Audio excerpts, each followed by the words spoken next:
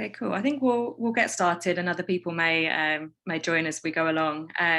So I'm Beth. I'm one of the ISFS Post-Symposium Planning Committee. So thank you very much for all being here today. I just wanted to remind everybody at the start that we are recording this session, and we're hoping to put the recording onto our website afterwards. So if anyone would feel more comfortable with their camera off at any time, that's completely fine. However you feel most comfortable is no problem at all. So one of our ISFS fellows, Priyanka Verma, has kindly agreed to chair this session today. So thank you very much, Priyanka. So I will hand over to you. All right. Hi, Beth. And thank you, Dirk and Iestyn, to make it to the symposium and tell us more about it. Welcome to the special session today, how to write the research statement.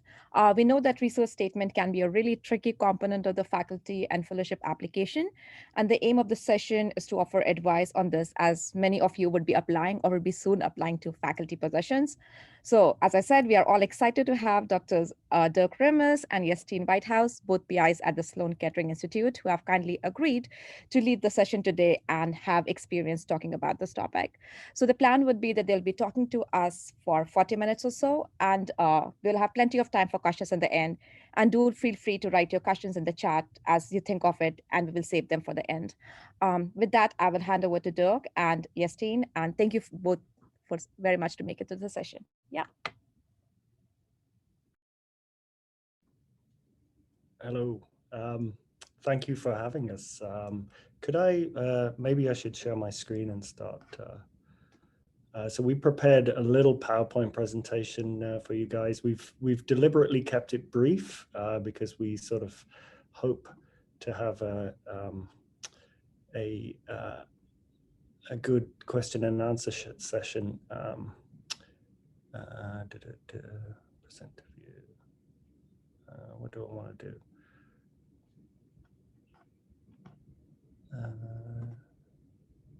Does that work, or are you seeing the presenter view? This is presenter view. Yeah. Slideshow. How about that? Okay. Looks good. Does that work? Okay, so like I mentioned, we've sort of kept things brief, and we're going to sort of take it in turns to go through some of these slides. And I guess you mentioned that we were going to hold the questions for the end. I mean, that's fine, but if anybody has anything pressing to ask us as we're going through, then that's fine as well. So just a big picture, what is a research statement? So obviously it's an opportunity for you to present yourself, your career as a research scientist. In it, globally speaking, you're going to talk about your research accomplishments, your currently what you're working on, and then what you'd like to do in the future. What's the purpose of the research statement?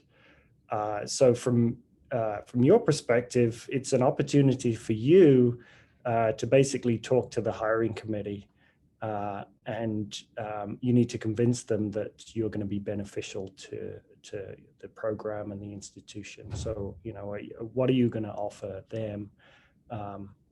And are they going to like what you're offering? So you need to obviously explain to them, to the hiring committee, what your lab is going to look like in 5 years from now.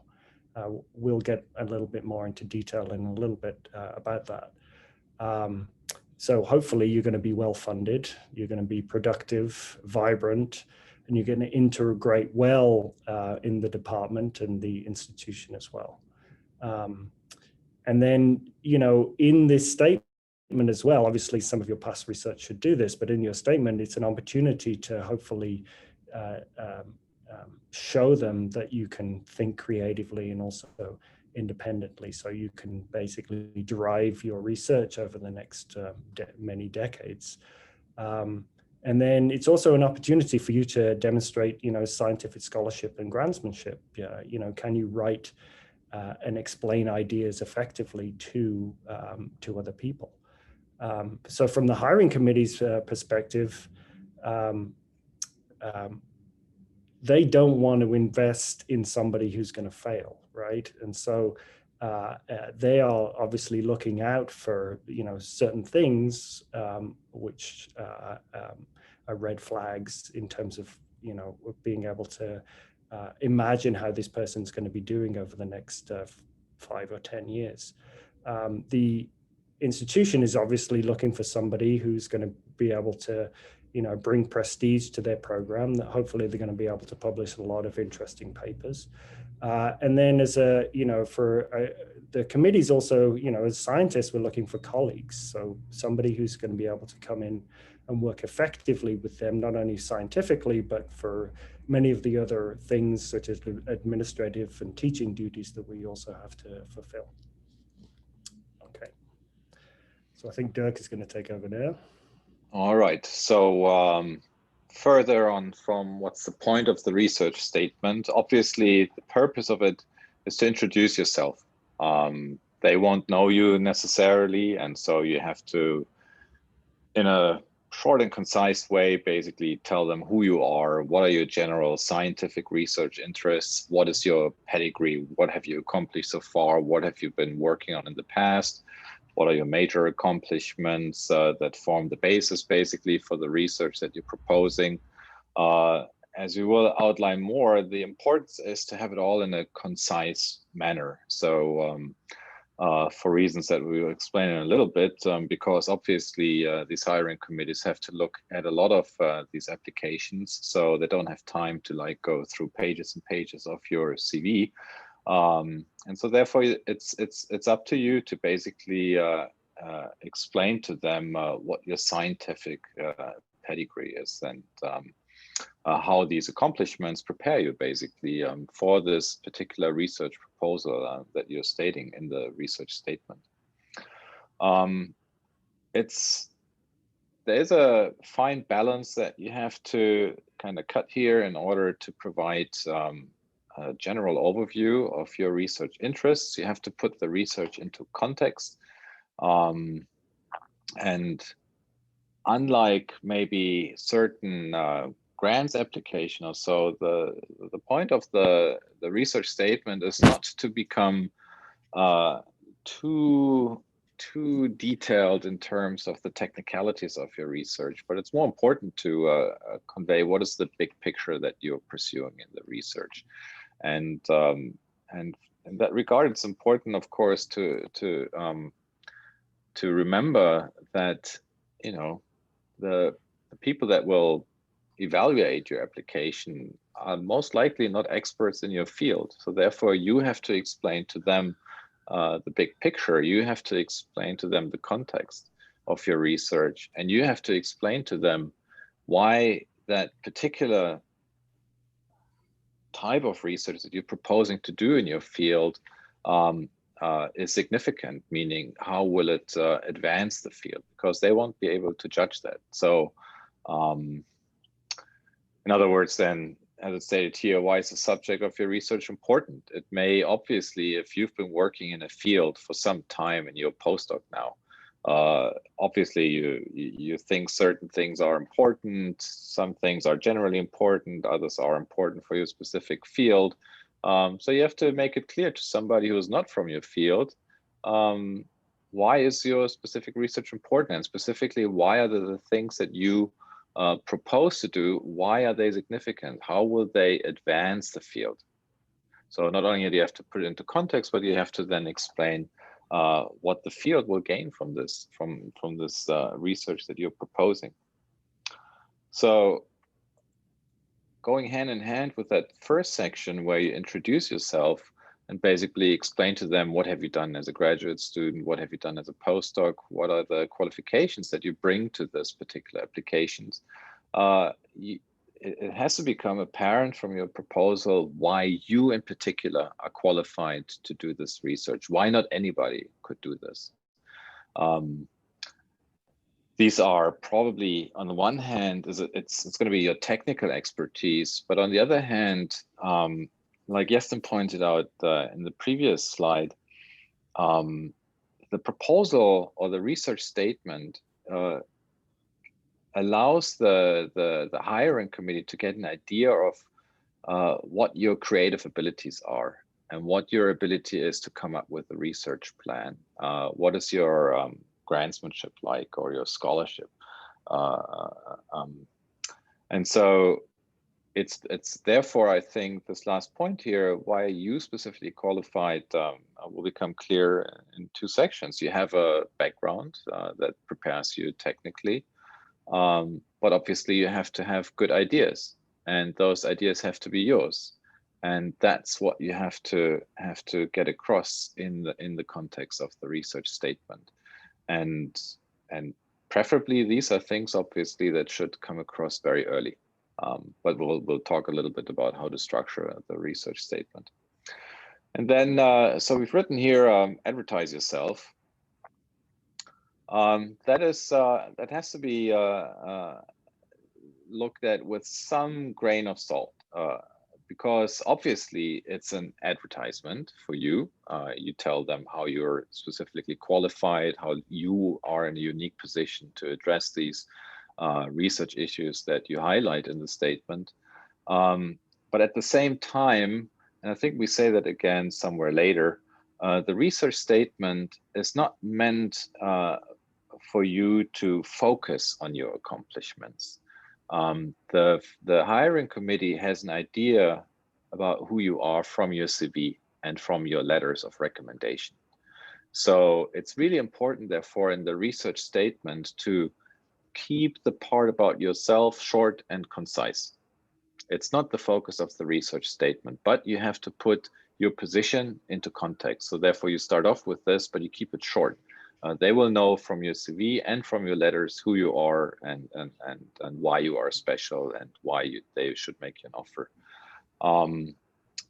So therefore, basically the way you have to advertise yourself is through your ability to convey the scientific message, to explain your research plan, the significance of it, and to focus on the scientific aspects of your proposal. This is basically in the research statement how you advertise yourself. It's not necessarily a pedigree. That's just like your background is just like a short section. You advertise yourself by basically dazzling them with your scientific capabilities, the way that you formulate questions, and so on.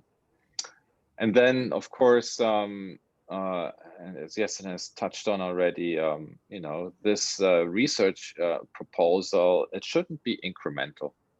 And it's not meant to be like, okay, look, tomorrow I come in, I'll do this experiment when I start my lab. But you're being hired on a long-term basis. You go through probably a tenure track position. That means you're going to have 5-6 years to establish yourself, then you're going to be evaluated. So the very first thing that's clear is you have to have a clear vision as to what your where you will go over 5 years. So you have to really think basically big. You don't want to discuss nitty-gritty detail of individual experiments that you're going to do. That is something that you're going to discuss in maybe your chalk talk more and in one-on-ones during an interview. But you want to talk big picture, and you want to basically just explain to them what is your general direction that you're going to have in your lab, where you're going to be in 5 years and beyond 5 years, because 5 years is not a very long time. 5 years is a relatively short period of time, as you will see once you enter that stage, and after 5 years you will say, God damn it, really 5 years have already passed. It'll go very quickly.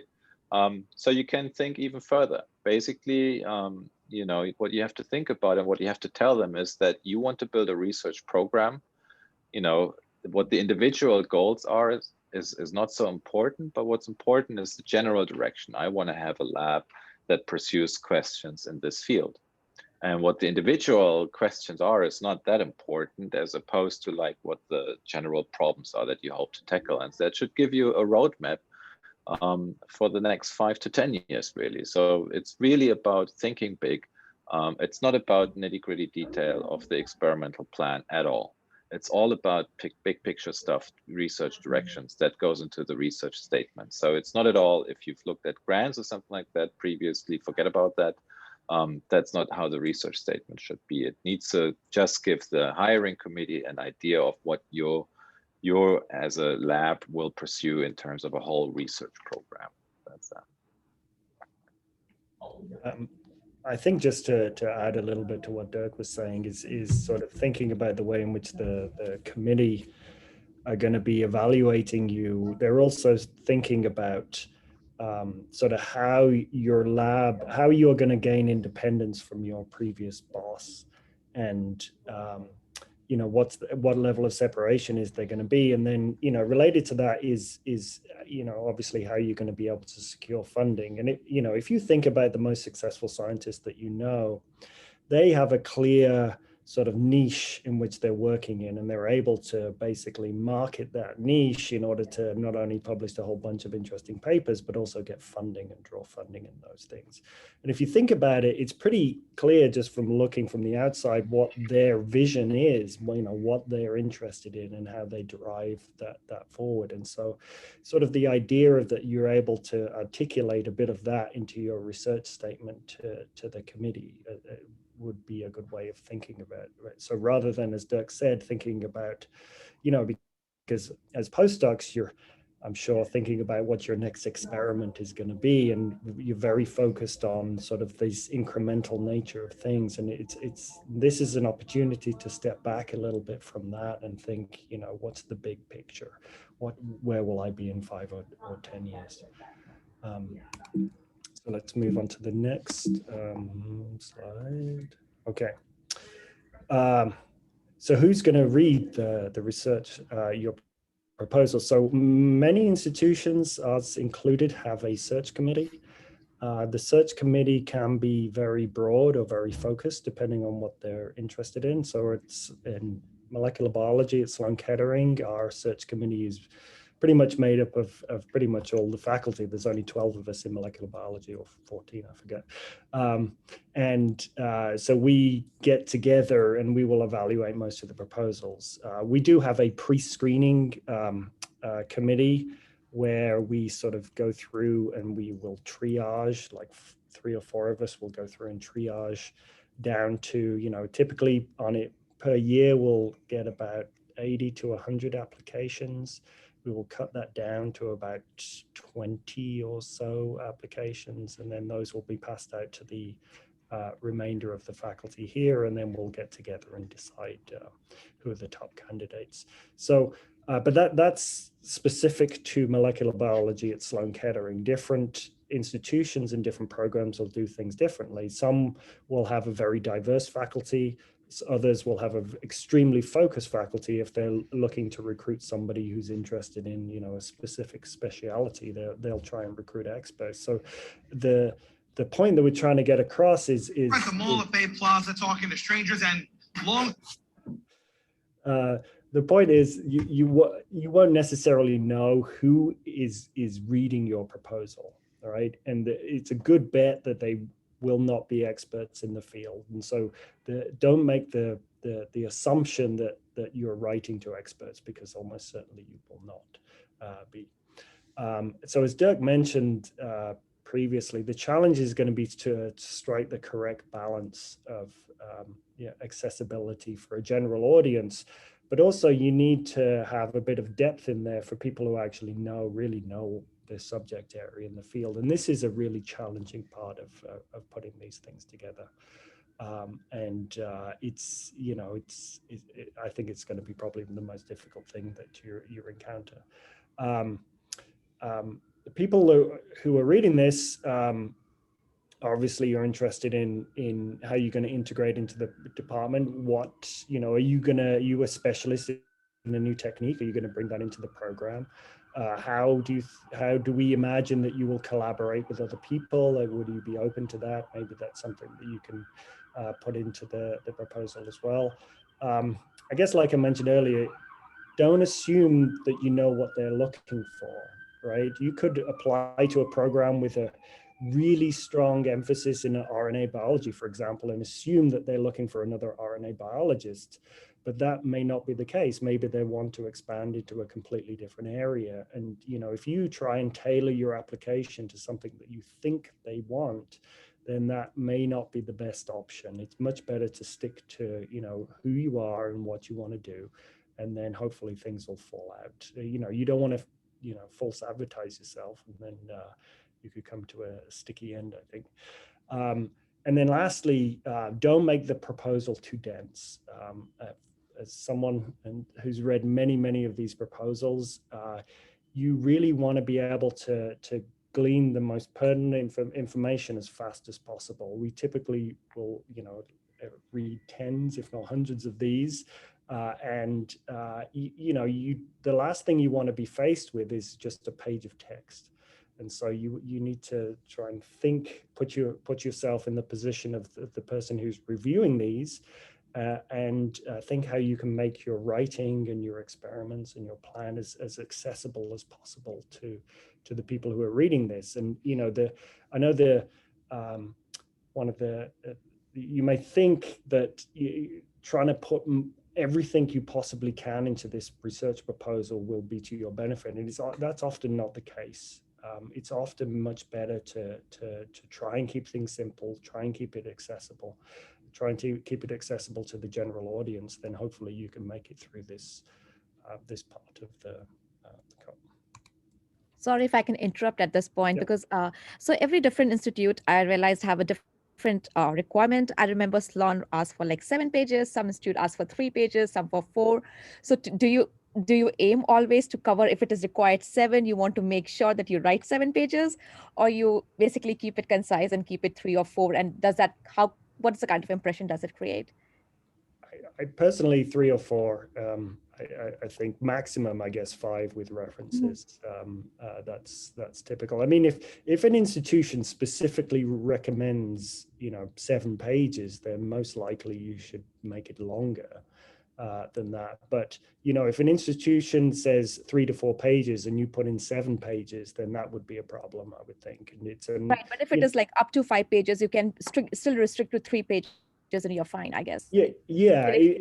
There's a danger of going too light if you do 2 pages, and then people will think, well, they're not really taking this seriously, or it's striking that balance, which I guess is it can be a little bit of a challenge. But you should be able to get everything across in 3 to 4 pages, maximum 5 pages, I would think. And without, obviously, you can keep on expanding it and putting more and more detail in. But as Dirk said, this is not really the place to, beyond, if you're suggesting something new, putting in a little bit of feasibility stuff, but people are not necessarily that interested in, which specific mutation in which amino acid is going to be, maybe that will be important, but it's tend to steer a little bit clearer of that sort of thing. Yeah, thank you.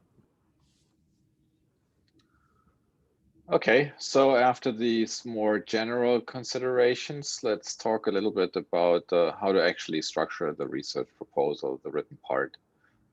So we just spoke at length about the length requirements or expectations for the proposal. We put down here no more than 5 pages. I would say that's true for Sloan Kettering as well. I mean, I can't imagine that people are keen on reading long applications, but you have to look at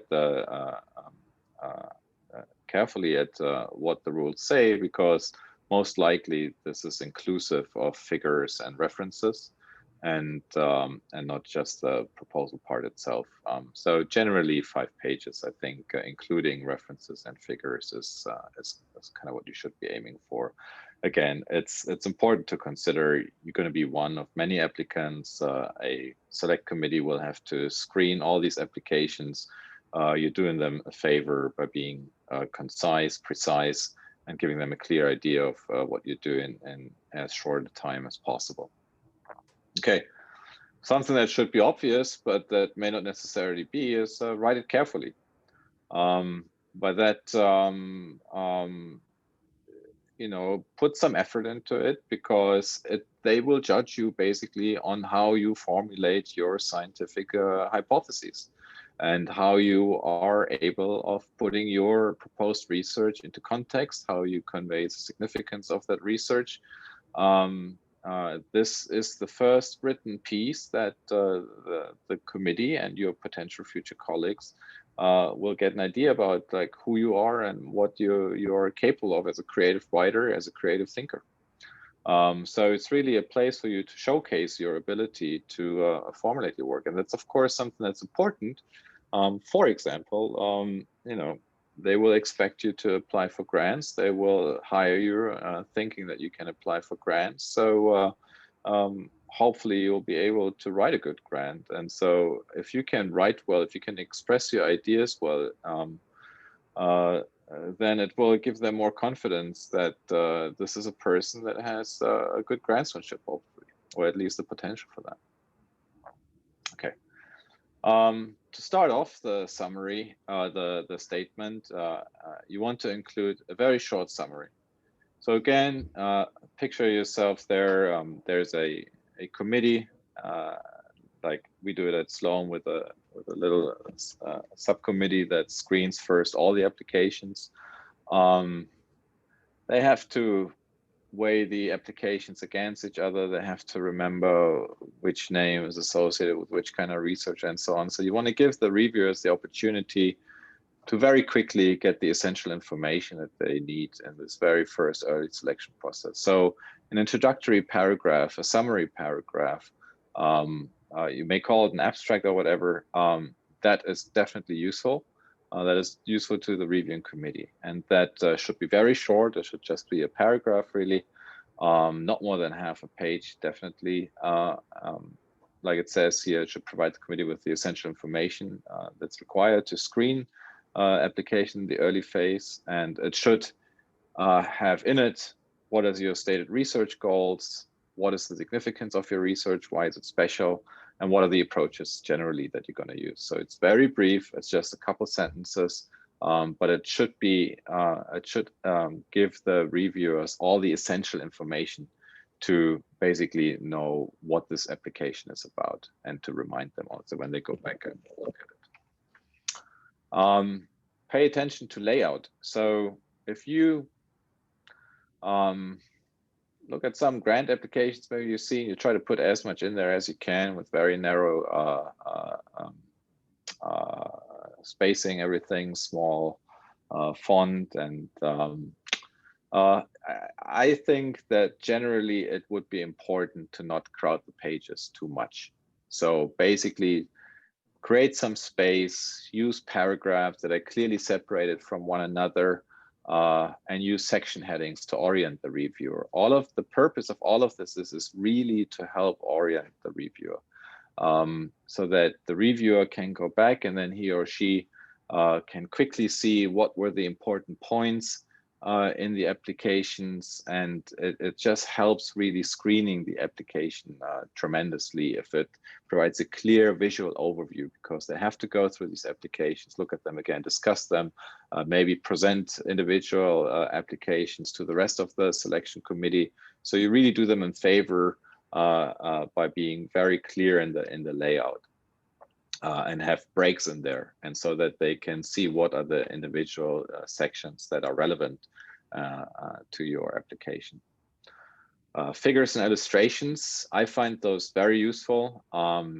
They should be very simple, and the point of a figure is basically to convey a clear message, and as it says here, without the reviewer having to read through lengthy text.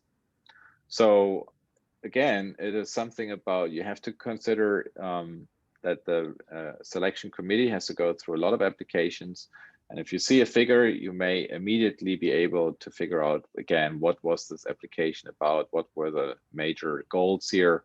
And what was the context of this proposal, the scientific context and the significance of it. So you don't want figures that have figure legends that go over half a page, for example. There's no point in that. The figure should speak for itself. It should be clear. It shouldn't have too much text in it, and it should still be scientific, of course. It should be precise. And it should be. You should put some effort into this. Again, figure making is a skill. It's a way that you can summarize work that you will use also in grant applications or in your papers. It's a way for you to showcase your ability to basically convey scientific messages in a figure. Okay, I mentioned it earlier. The research statement should really focus on the work, even though you have to provide maybe half a page or a page about your background. What did you do as a graduate student? What did you do as a postdoc? The focus of the research statement is really the work, not yourself. I mentioned it earlier, the CV and the letters of recommendations, they will be there in order to explain to the committee who you are and what your background is. Okay, so you really need to focus in the research statement on your contributions to the science and not on what your personal experiences are or what is your special expertise. It's really how did you contribute and how will you contribute to a scientific question. Something that may be obvious: avoid mistakes. Don't misstate literature. Avoid grammatical and spelling errors. You may be surprised, but you find these things, and it doesn't look good, of course, if you submit your application and it's full of errors that seem rather insignificant, but spelling errors, grammatical errors, and so on. Word does a lot for you, so use that option. But it's basically, again, it tells the selection committee how careful and how was the candidate and how much effort did the candidate put into it, and it basically says how seriously the candidate took it to write and compile this application. Okay, and then we made the point that this is to showcase your previous accomplishments and your vision for the future. You're competing here with lots of other candidates, so the research statement is in a way an advertisement. At the same time, you don't want to overstate things in a very obvious way. You want to make bold statements because you don't want to be incremental in your research progress. When you start your own lab, you want to be bold. That doesn't mean that you have to become unrealistic. And it is something that one can easily fall into this trap, thinking that I have to advertise the significance and the importance of my research so much, and so you end up really hyping the work without sticking to the scientific facts so much. So again, it's about striking a balance. You want to be bold in your vision, but you have to. It has to be feasible, and it has to be just realistic. And you don't want to make the hollow statements or empty statements where it's just obvious that the candidate is just simply trying to hype up his or her vision or accomplishments from the past. So don't go overboard with hyping up your work. The way you advertise your work is by stating clearly the scientific significance of your work, past, present, and future.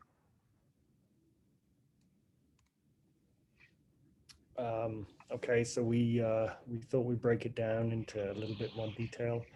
I guess Dirk went over a whole bunch of these, but so at the beginning, a short summary of who you are, what your interests are, and what you've done. We thought that typically that should be about a page in length.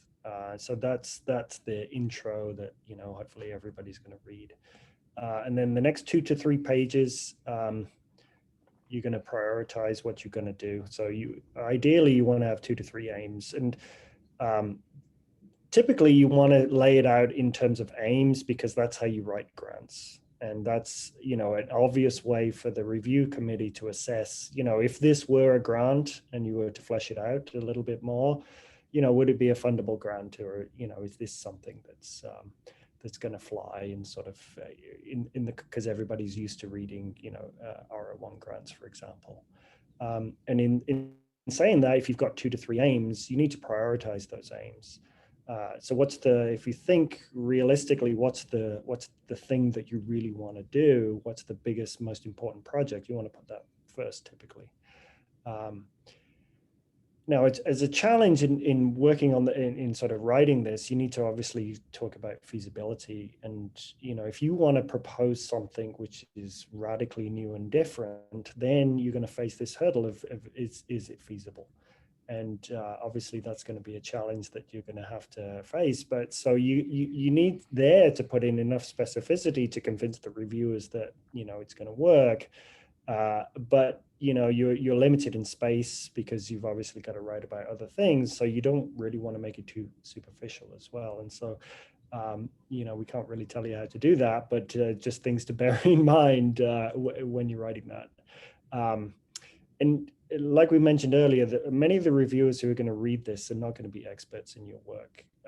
And so there's a danger, you know, because you're working in a particular subject area, particular field, you appreciate the significance of your work. But it's not obvious, or it may not be the case that the people who are reading it will appreciate the significance. And so just don't assume that they're going to know, you know, if you prove that this mutation does X, Y, and Z, what that really means. And oftentimes you should really spell that out for people who are not experts in the field. So don't just assume that just because you know it, somebody else will know it. But in saying that, you don't want to be too overstated in that. Don't say that you're, you know, this is the most amazing result ever, when it's probably not. You want to keep it focused on to, you know, what you're going to learn from the work, what the experiments are going to actually show you, and how the field in general is going to benefit from the work that you're going to do in future. So try and put things into that sort of a context. If you have preliminary data, then by all means, you can put some of that in there as well. I'm sure that will sort of help things, you know, going forward, and allow the reviewers to hopefully put in some, you know, especially if it's data related to feasibility of some of the studies that you want to do, then certainly that would do in there. And then, you know, in terms of evaluating this in terms of grantsmanship, if you know, include redundant approaches that you could, you know, assess particular experiments with. And so this will sort of, as you should do anyway, this will sort of focus the proposal more on, I want to solve this problem, and here are a range of different approaches that I can use to address that problem, and make it less specific to the approach that you're using. So again, you're trying to answer a fundamental question, whatever that may be, and here are the approaches that I will use. And, you know, this is often something you look in when you're reviewing grants as well. You know, is there redundancy in the approaches, and which allows you to, you know, confirm that the results are correct. Obviously the proposals generally that we see are going to be building on work that you've done as your postdoc. Typically, you want to hopefully not be just a mere incremental advance, because oftentimes, well, there's nothing wrong with that, obviously, but, you know, for most institutions, we're looking for people who can, you know, make a significant advance and drive the field forward. And the other sort of element that this raises is you know, how fundable is the research ultimately? And if you're picking at incremental advances, then it's probably going to be much more difficult to get funding for that. Whereas if you're sort of trying to be a little bit more bold, not only hopefully should you be able to get funding for that, but also it comes into how are you developing your own independent lab? You know, how are you sort of getting a name recognition for yourself because you're doing something a little bit different? And then hopefully, although it's not always the case, your research plan should hopefully not be in conflict with your advisor. And so hopefully, as you're all coming to the end of your postdoc, you're in active discussion with your advisor about, you know, your next steps and sort of what you're going to be working on afterwards, and then trying to hopefully come to some sort of an agreement about these questions. And it's, you know, it's fine. We often see it written in the research proposal where you state, you know, I'm going to work on this, and I've discussed this at length with my advisor, and, you know, that's totally fine. The advisors will often write in their recommendation letters as well about this subject area if there's any issues. And so the advice is always open. You know, talk with your boss and have this out in the open, and I'm sure you can come to some agreement in these areas. At the end of the proposal, you can include a short conclusion, sort of an outlook, sort of vision. Maybe say, you know, in the next 5 to 10 years, I could imagine I would really like the lab to be, you know, working on these particular areas because they fascinate me, and this work is building up to that kind of, so that's sort of a statement at the end. And then obviously including the long-term goals. If everything works well, you know, this is how awesome I'm going to be, kind of thing at the end. Dirk? Okay, this is our last slide, I believe. And so just some general tips for when you're working on your putting a research statement together. Iestyn mentioned already, talk to your advisor. This has multiple purposes. You want to align your own future research with that of your advisor. You can assume that your current advisor has more resources available to pursue a research area than you will have in the beginning. So therefore, it's very important, you don't want to compete with your advisor on a specific field, but that, you should be able to sort this out, but discuss the research proposal with your advisor.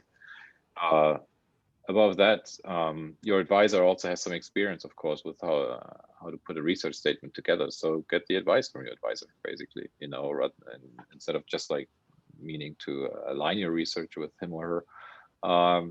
Just see what he or she thinks about your research statement. Is it any good, or maybe he or she has some advice in general that can be useful to you. Along those same lines, talk to your colleagues about your research statement. Exchange ideas. The more people you involve, the more ideas there will be. You have some ideas, and you may gain from getting other people's opinions. There may be others that are at the same stage in their career as you are, that are maybe also now applying for positions. Exchange ideas. It can't hurt. You may have good ideas. You may be discouraged to do certain things. Who knows? If you're in a lab, then probably in the time that you're there, you will see postdocs move on to independent research positions. Reach out to them. If they have had successful in landing a job, then probably they have a research statement that can be useful for you. I would limit myself to research statements that have been successful. So not to get the wrong idea, basically, but yeah, see in your institution if from previous postdocs whether you can get example research statements to look at, and then once you've put everything together, pass your research statement around and give it to people to read. Just again, to get some more ideas, get some input that may help you. So don't be cagey about it. I would suggest be open, and with those friends of yours, colleagues that you respect much, seek their advice and give them the proposal and see what they have to say. So obviously your advisor should be on the top of the list there, because he or she will have the relevant experience. He or she also, of course, knows the field very well, so that he or she will be able to tell you whether you did a good job in explaining the significance and putting your research into context. But other colleagues of yours will also have some ideas, and in that regard, I think it's also important to include people that are not in your field. Postdocs that are working in other labs, faculty members that are working on other things, show them or ask them if they can read over your proposal, because I think we've tried to make it clear several times earlier, your proposal is most likely being read by non-experts. You are looking at your proposal with an expert pair of glasses on, but most likely it's non-experts that will read the proposal and have to evaluate it and have to find out what is the significance and so on. So get some advice from non-experts in your field, other labs, so that you get their input as to, do they understand the significance of your research? Do they feel like you made a good point of putting it into a good way of putting it into context and so on? So don't just seek the advice from the people in your lab who know the field very, very well. Seek some advice from people outside your field, because those will be relevant to the selection committee most likely. And I think this is the most we have to say to this. Yeah, I think I would just add at the end there, if you give your proposal to other people, other postdocs who are not in your field, and you ask them to read it. And then after they've read it, you ask them, you know, what am I going to be doing in 5 years' time? What are the key things that come across from that proposal? And, you know, if they don't tell you what, you know, you expect them to tell you, then there's a problem there, right? And so you need to obviously then go back and hopefully reevaluate or rewrite a little bit and try that process over and over again and see if you can make it work.